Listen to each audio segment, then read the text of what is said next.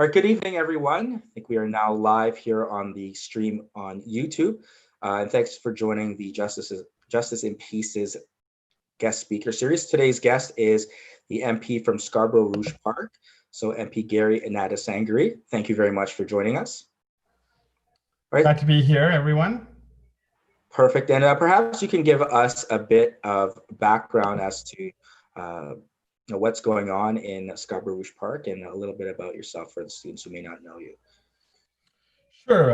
Scarborough Rouge Park is basically the eastern part of Toronto, the last, three exits on the 401, so to speak, and it goes from Steeles right down to Lake Ontario, right to the Pickering border. It was first created in 2015, and that's when I was elected as a member of parliament. So I'm the first MP to serve that area. It is probably one of the most diverse places of any riding in the country. It's an area that I grew up in. I had my law practice just on the other side of the border. And then I did a lot of work in the schools, working on school board suspensions and expulsions in my early legal career and even before that. So it's a community that I'm very close to. I have very strong links to the area with probably over 1,000 clients that I've had in my law office before even I ran for office. So it was a natural fit for me when the area came up, and also it's such an honor to represent the diversity of Scarborough overall, but also this particular community. It is a very large South Asian community, very large Black community, and all the other different ethnicities that make up our vibrant city, and it's an absolute pleasure to join you today. Perfect, and I think we have a first question for one of my students, Adila here. So Adila, please ask the MP a question. Thank you, MP Gary, for taking my question today.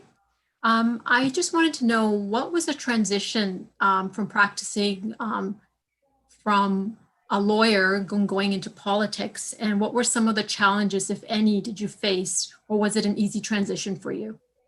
It was the first few months were very difficult because I basically had 3 weeks to sell a very large practice, make sure my 12 or 15 staff were taken care of, and all the finances and all the paperwork surrounding that were done.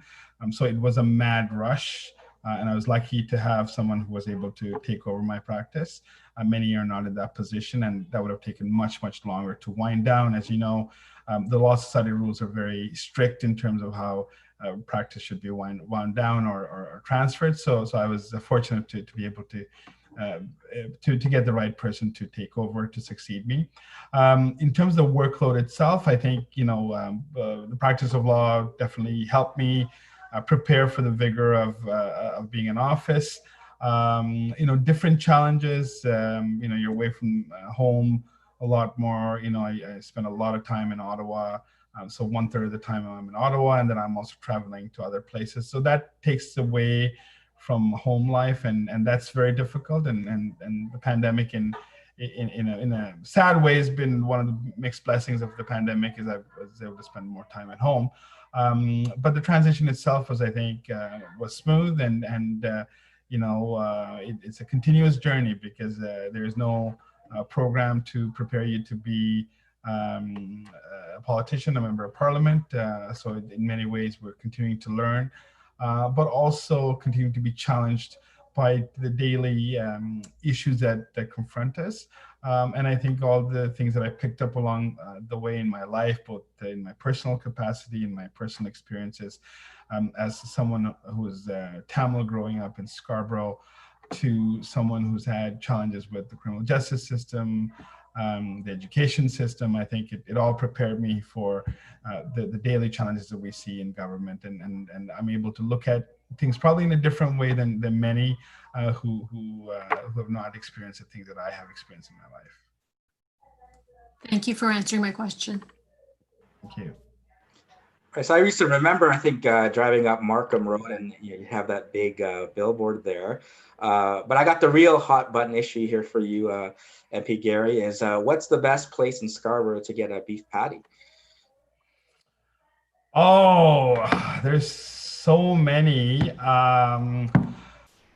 First of all, I don't eat beef, so that makes it a bit more difficult. I think Snappy's, is our go-to spot because that's where a lot of our office folks end up going, and people who when visit us end up going there to get food there. But I know a couple of days ago, Serena is the owner of the shop. I forgot the name of the shop. It's right on Port Union. As I'm told, that's a mean place to get a patty.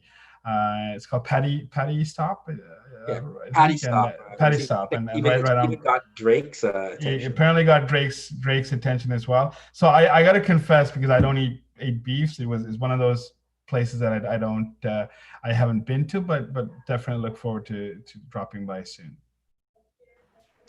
Now with COVID You 19. asked me the kebab question. I have a more Okay, where's the prepared for the kebab kebab place actually? question. Where's the kebab? Actually, it's a kebab debate. It's an ongoing debate. So I think between Bambian and Kandahar and non-kebab, I think all three can give a good run for our money. But Lahore Tikka House on Gerard is still my favorite spot. I think that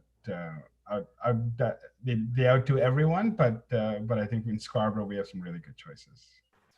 I should ask you that question at the end of the interview so I can go and make an order after. But But I'm so angry. I'm angry at them for because they've been closed every time I go there. They close early, so it's one of those things that I need to make around this summer. sounds good there. So now with COVID-19 and things being closed, what is that like being a member of parliament? How does that affect, I mean, just going to the House of Commons and how has business been operating for parliament? So there's two aspects of it. So as a member of parliament, we have a significant role within Scarborough, but we also have a very significant role in Ottawa.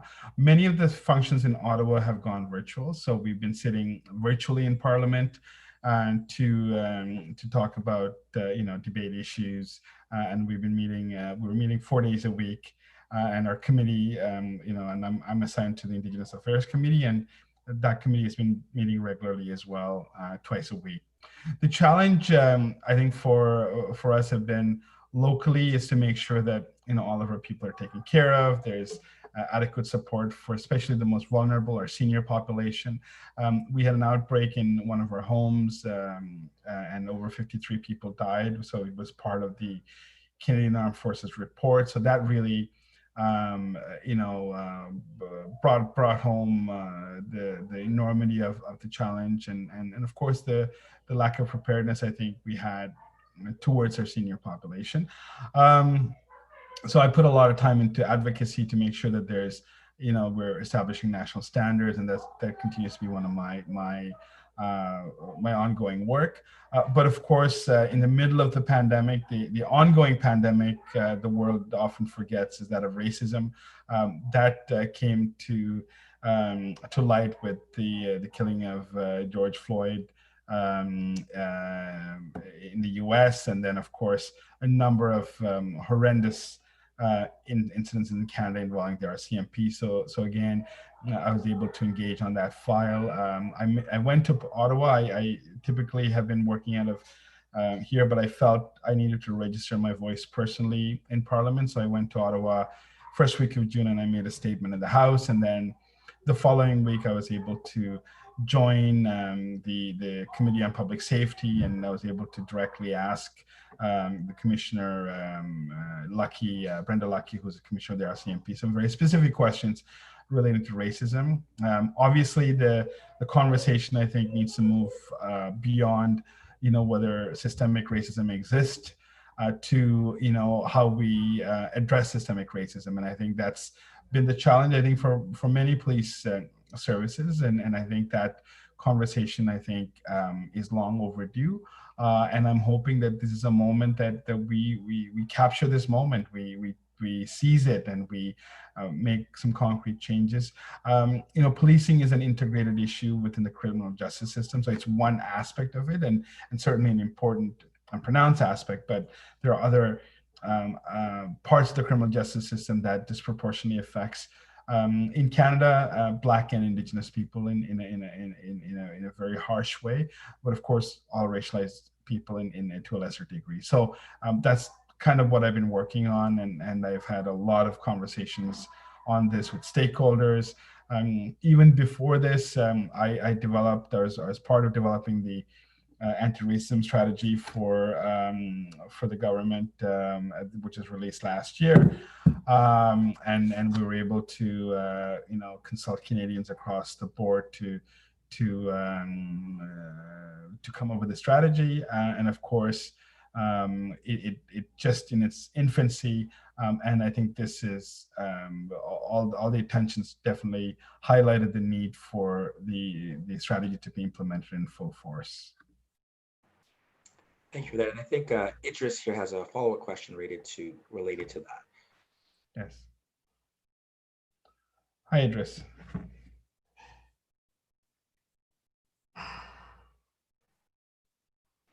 I believe you have to unmute yourself, Idris. Okay. Hi, Mr. Gary. Hi, how are you? I'm fine. It's nice answering my question today, and I'm happy you came to my school to come and give this intellectual talk today. Yeah, I used to live in Scarborough. So I did a lot of volunteer job in Scarborough. So I know how that area is, and I know how nice is that area in terms of and the people in the area. So let me go straight to the question. My question is, we talk about you've talked about racism, discrimination, people of color, the unrest in the United States. These are accumulation of grievances, that resulted to unrest in the United States. So my question is, as Canada, thank God I understand that you are part of the government, the government of Canada today, and which happen to be one of the strong minority governments Canada has ever produced in terms of figures. So what is Canada doing to reach out to people of colors facing injustice in today's Canada system? Well, I think that's a great question. So there's a number of ways I can answer it. I think the bottom line is we could and we should be doing more. But the few things that we've already addressed is employment. So employment within, because Canada is such a complicated country, we have 3 levels of government: the federal, the provincial, and the municipal. And then the federal side, there's things that we're responsible for. So things like employment within the federal public service. So we've taken significant action to ensure that there's a proper representation of minorities, but there's also very specific targeted programs towards Indigenous and Black people that's coming into force. So that's one concrete thing that we're doing. Similarly, for diversity in all its forms. So there's still an issue with pay equity, and that's an issue that we're addressing. There's systemic issues within the criminal justice system that I think our Minister of Justice is looking to see how we can amend the current law. So as you know, imposition of mandatory minimums is one of those things that have some very significant repercussions for racialized people, and it's demonstrated 42% of people in federal penitentiaries for women, for example, are Indigenous women, and the numbers are very high for Black men, young Black men as well. So those are metrics that we're using to, thank you, I'm losing my voice, so I got some water. So we're using to kind of change, change what's happening, but it's definitely one of those conversations and programs where I think that the last few months have really sparked, and I think we're expediting it in a very, very significant way. And I believe that we will have in the short term, we'll have some major announcements that we can make. Thank you so much, Mr. Gary. Thank you for answering my question. Now, MP, related to that point, I think you were talking or asking Brenda Lucky with respect to people are talking about, well, with the mental health crisis that some people are experiencing, and particularly with the RCMP. What is sort of the best resort so we can avoid tragedies like in the GTA we have Ijad Chowdhury and all across Canada? What can be done to kind of avoid situations like this from repeating itself? I mean, look, I think that we're in a point in history where we really do have to evaluate what the role of police is, right? And I'm not one that believes that police do not have a role in our society. I do think there is a role for police. There's no question about it. But what is their role? How do they execute that role? And should that be separated into issues of mental health, issues that involve particular segments of the community? I think those are the conversations that are taking place right now. And unfortunately, if you look at a lot of the incidents that's taken place recently with all police services involving people with mental health, it's abundantly clear that our current police services are not equipped to be the frontline responders in these situations. So we need to reimagine how that engagement is going to take place. Does it involve a mental health team that goes out first? And of course, there's issues of safety. Brenda Lucky, when I asked her the question, on this, she said, look, at 3 a.m., there aren't many people that are ready to go out there. Well, I think we need to find those people, and we need to train them, and we need to have them available because a lot of these shootings, fatalities involving police interaction sadly involve individuals with mental health issues. The vast majority of them are people with mental health issues, and therefore I think it's high time we reevaluate how we do this. The other thing is, if you do not feel secure and safe with the police, then there is a problem, right?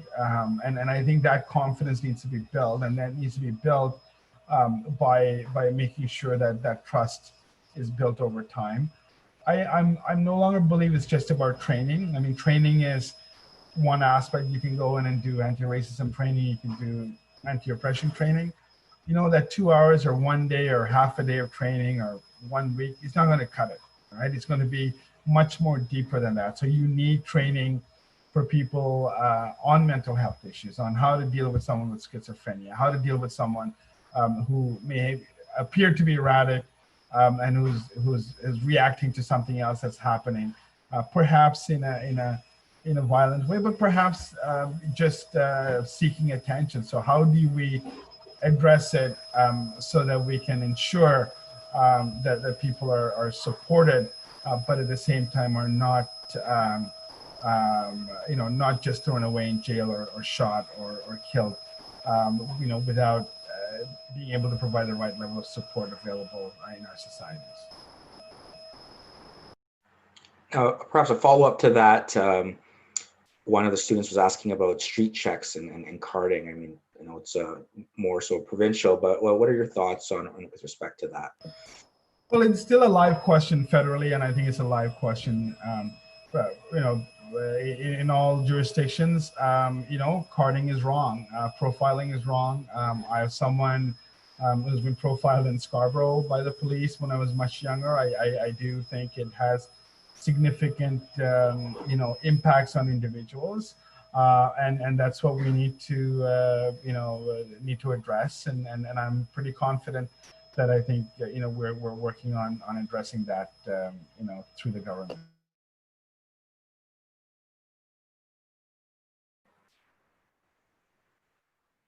Not sure if we lost you there or not, but I think you're still here. There we go. Yeah, sorry about that. I'm just having a rough afternoon.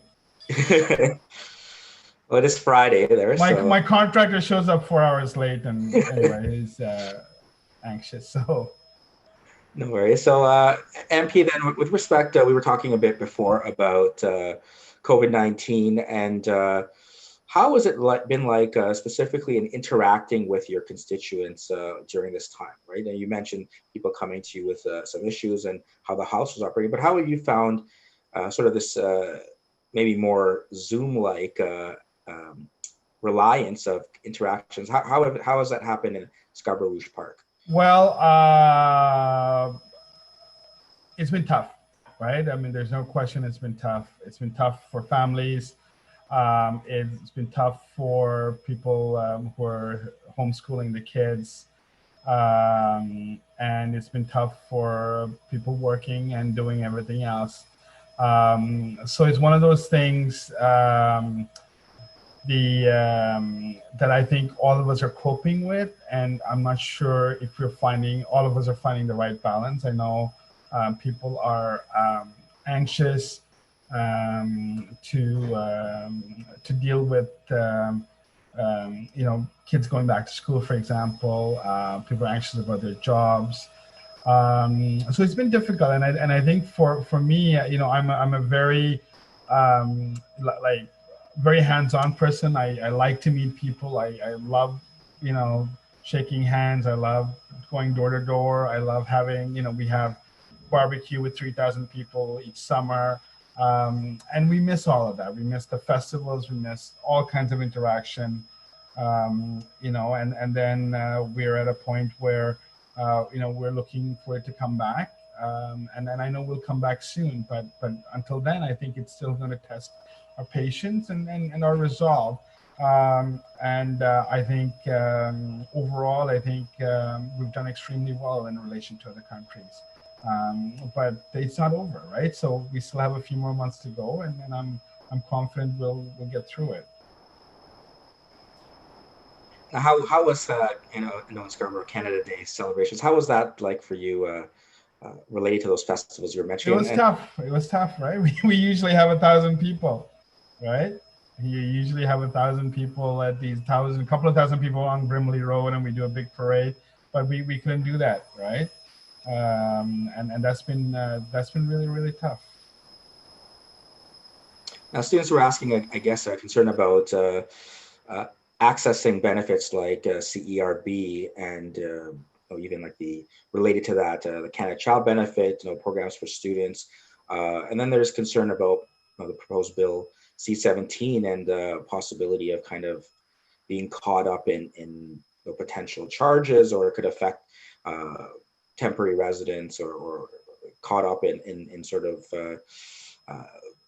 maybe being criminalized for making an innocent mistake. What are your thoughts about Bill C-17? Well, look, I think the idea is, these are emergency measures, and this is for people who genuinely need the money during the pandemic. This is not meant as a way for us to entrap people and put people away. I don't think that's the intention at all. We do want to have some measures in place where if people abuse it, knowingly and flagrantly abuse it, I think there needs to be some level of accountability. But this is not for someone who made a mistake or who misinterpreted. I think it is really targeting, hardened, people who are taking advantage of it, who are, counseling people to take advantage of it when clearly certain people may not qualify. We've seen that with some seniors, especially people with language barriers. So I think it's a way to limit that type of abuse, but certainly not meant to get the average person who may have missed a week, or who there's an overlap or some sort. If there is a error in that, I think the expectation is people will pay it back. But of course, if it's a behavior that's much more focused and there's a campaign and so on, I think those are the people that we want to go after. Perhaps maybe you can outline some of the benefits and increases perhaps in benefits that are coming from the Liberal government recently that were announced, so that students may be well aware of some of the new changes that may be available to them. Yeah, there's some changes. I think our suite of programs that we had are not, were meant to get through the, first wave of the pandemic. For students, the Canada Emergency student benefit of $1,250 until the end of August. I think that's been very helpful for many students. And of course, we have deferred payback of OSAP and all the other measures that we had in place. I think we're still evaluating all the programs to see its effectiveness, making sure that people are not left behind. And I suspect if the need is massive, I think there will be more government intervention in that. But at this point, I think most of our programs are now coming to an end in the next few weeks. But our objective is to make sure that our economy starts, our economy is up and running. We have enough personal protective equipment to support us through the pandemic in case there is a second wave. You see what's happening in the US, you see what's happening in other parts of the world where even our numbers are yesterday in Quebec, I think was a little bit high, and because some people went to house parties and 70 new cases showed up. So we can't let our guard down. So I think once we have a full grapple on what we're dealing with in the next few months, I think the government will respond accordingly. But our initial, our phase that we're in right now is to really help to kickstart the economy. Now, in relation, we've had also those temporary foreign workers, and we've heard about some of the conditions they've been living in, where then they become susceptible to COVID-19 themselves. What are your thoughts on what we can do to kind of prevent that from happening? Honestly, JP, I'm so angry at this, right? It is one of those situations where I felt that we let people down. And by we, what I'm talking about is when, during COVID-19, we were, there's a lot of advocacy that came from the farming community saying, we need temporary foreign workers. Without the temporary foreign workers, we're not going to be able to succeed. We're not going to be able to, we have to forfeit the season. So the government stepped in and said, look, fair enough. We will, we will allow temporary foreign workers to come in, make sure they're quarantined, make sure they're housed properly. We gave the farming community quite a bit of money to be able to transition and to mitigate any of the issues relating to overcrowding and so on. But they failed. And to me, that makes me angry because this is something that could have been avoided. I mean, same thing with long-term care homes, right? I mean, these are in many ways, and of course, when we're, looking back, they'd say hindsight is 2020. But with the farming, the migrant farmers, look, we knew this, right? Like people should have known better, and the conditions that they're in, some using 10, 15 people to a room. I think those were conditions were ripe for this type of an outbreak to take place. So I'm actually, frankly, quite angry at at those who thought that economics and money was more important than safety, and for those who took those shortcuts, I think they should be held accountable.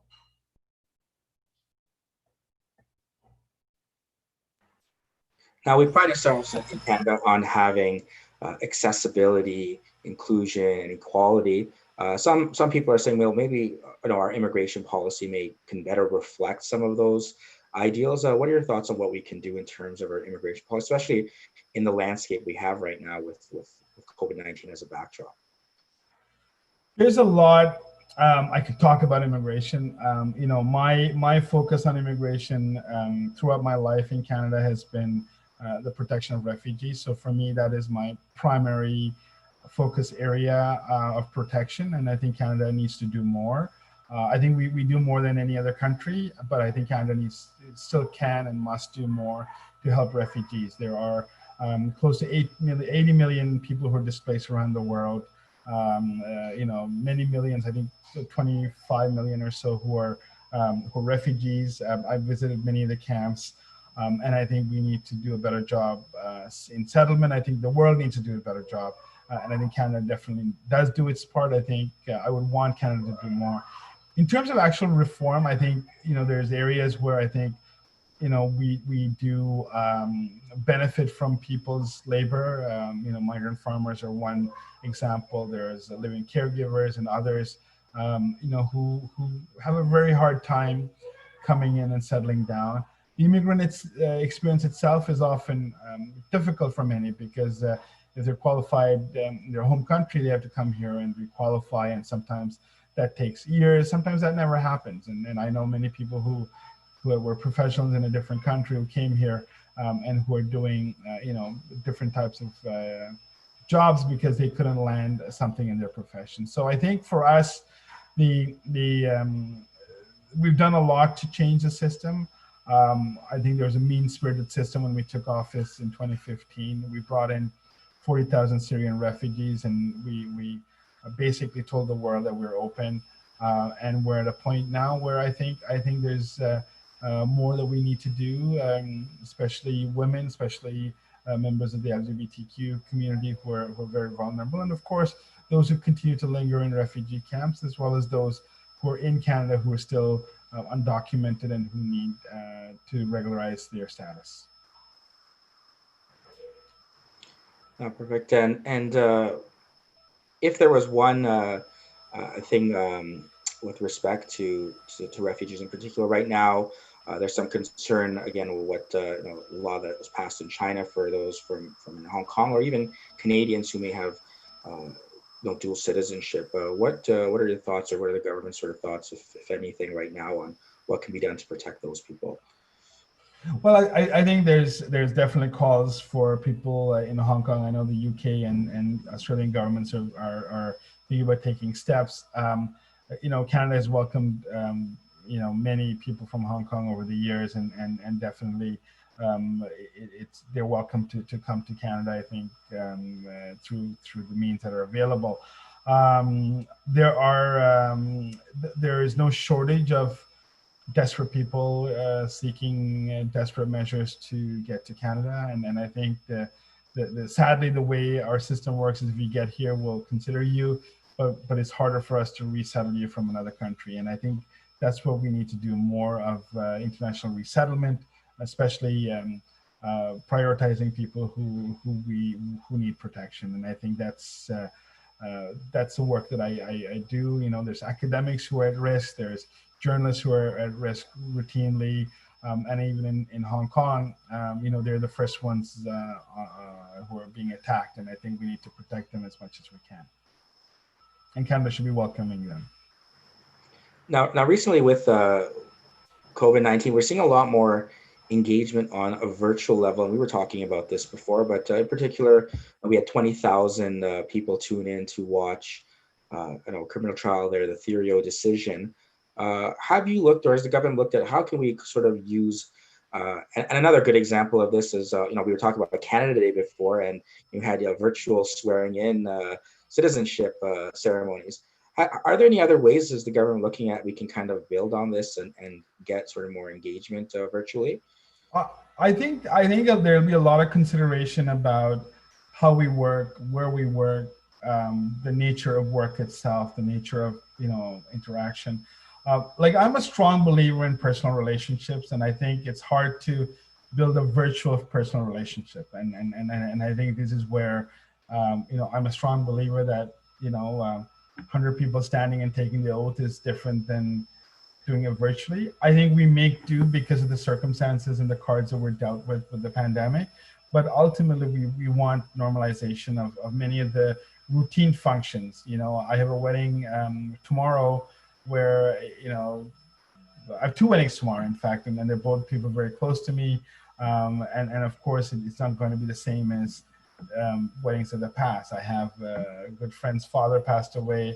The funerals this weekend. Again, 35 people are allowed to go. I mean, they have a massive family, a lot of restrictions. So I think the one-on-one interaction and experiences, I think, cannot be discounted. But of course, I think COVID has highlighted there's ways of doing things differently, but it's part of it needs to be augmented with direct interaction as opposed to completely replacing the direct interaction. I remember when I was out in Scarborough, I can't remember the the writing was called at that point. But the big issues there was about transit and the subway, and the LRT versus subway. Now, in light of COVID-19, does that kind of give the government or yourself, is this still sort of the best option in terms of moving people? Because we wouldn't have even thought about something like this 3 to 5 years ago. So did you just move out? Because that's the same issue we're having today. Like the transit debate's been a 30-year conversation, 35-year conversation, and it's ongoing. Look, it is making harder. It is harder to make public transit pitch right now, because I think there's many are predicting that people won't be using public transit in the same way that they used before. The fact is that the environment hasn't gotten better. It's not going to get better once things come back to normal. We just cannot continue to use cars day to day for our routine. So definitely higher orders of transit is important. We've supported as a government, or as an individual, as an MP, I've supported the Scarborough extension, subway extension. I think it's important. I think it's one of those conversations we've had for 12 years, and like, for heaven's sake, let's start building it.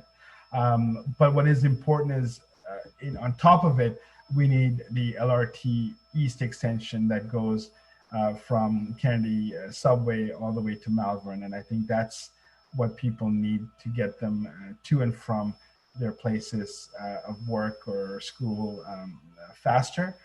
It'll connect University of Toronto as well as Centennial College.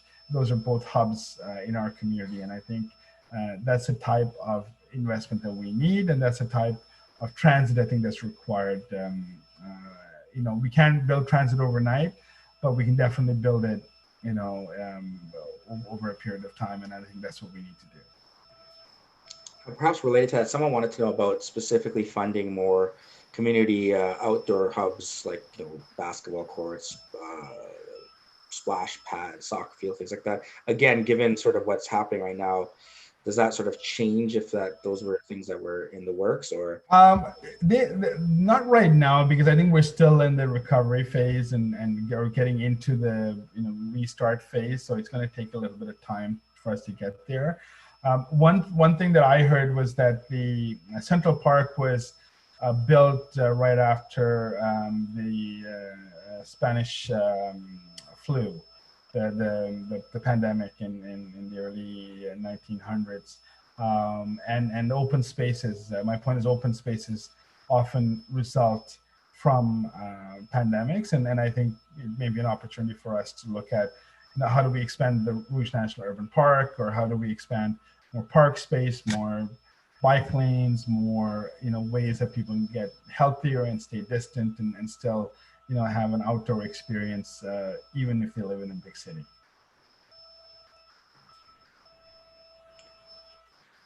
Now in Scarborough, right, you have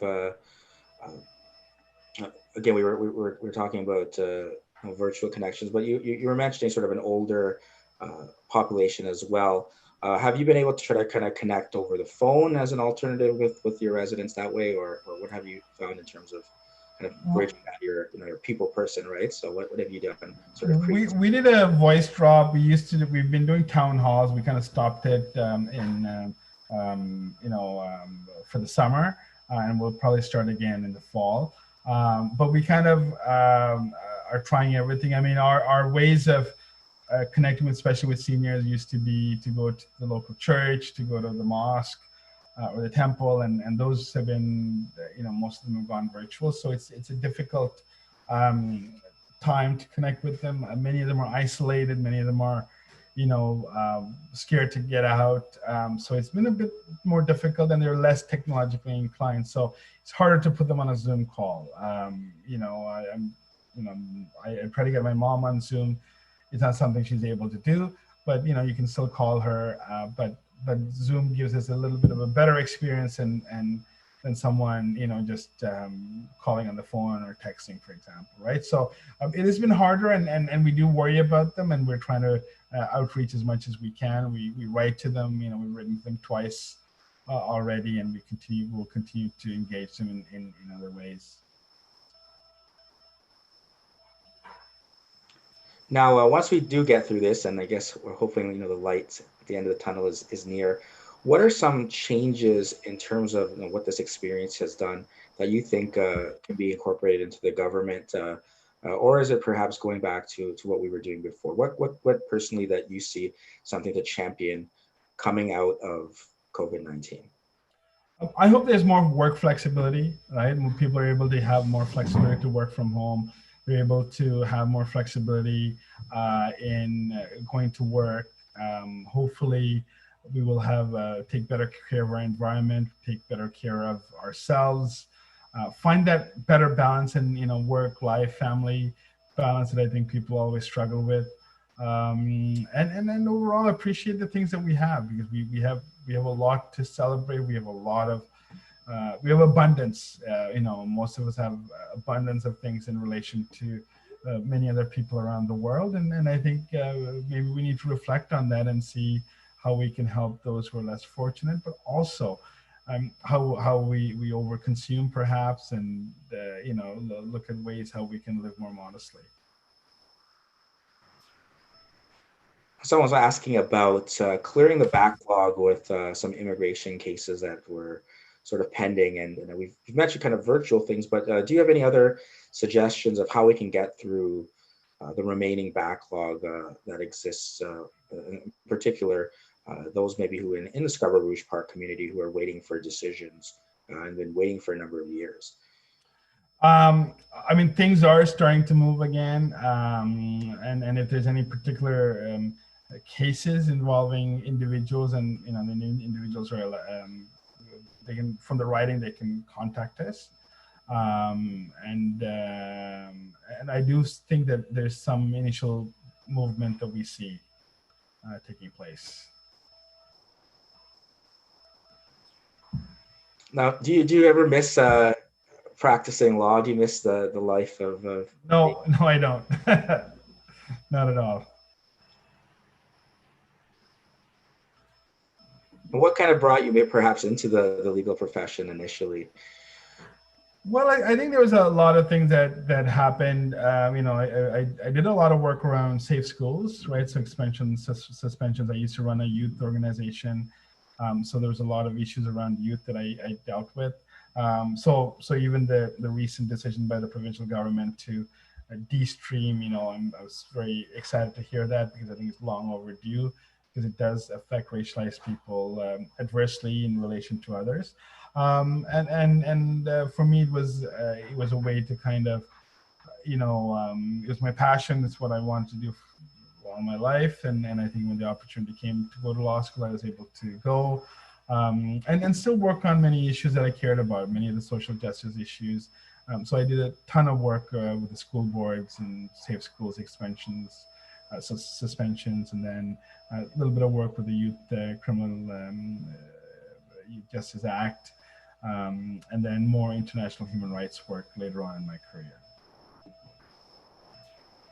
And Chris, what advice can you offer to my students who, if you can go back to think about what your ideals were back in law school and getting into the profession, what advice can you offer them about entering the world of law and navigating through it?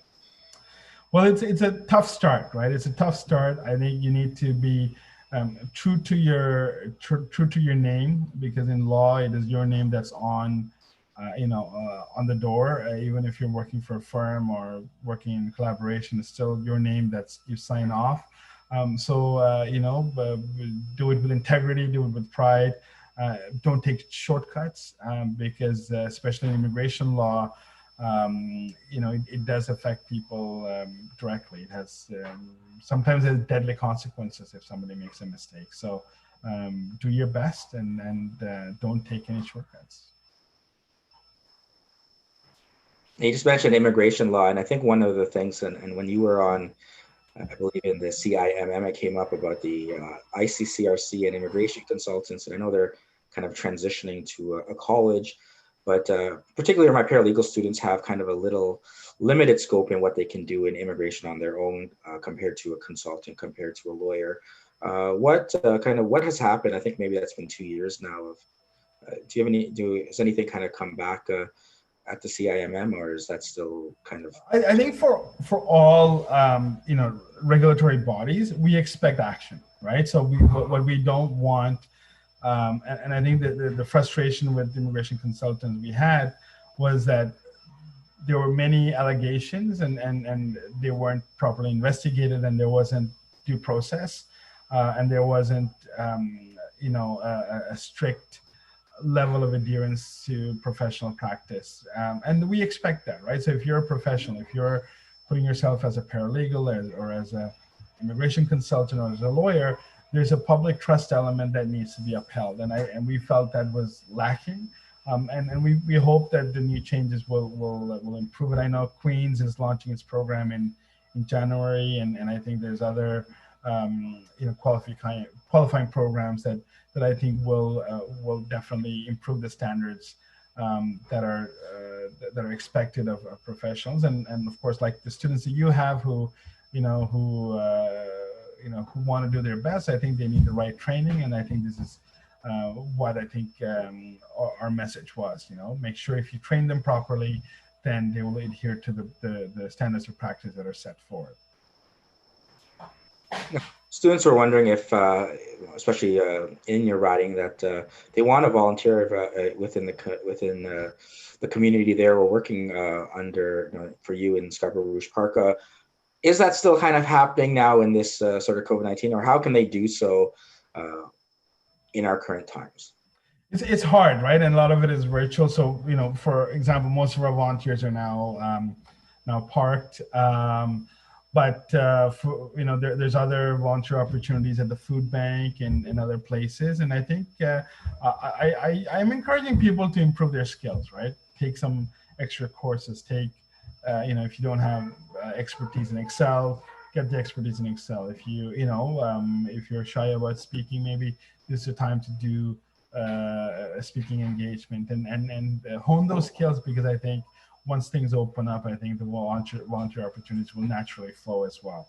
And I'm sure that very talented people that are part of your school will be able to benefit from the type of volunteer opportunities that exist.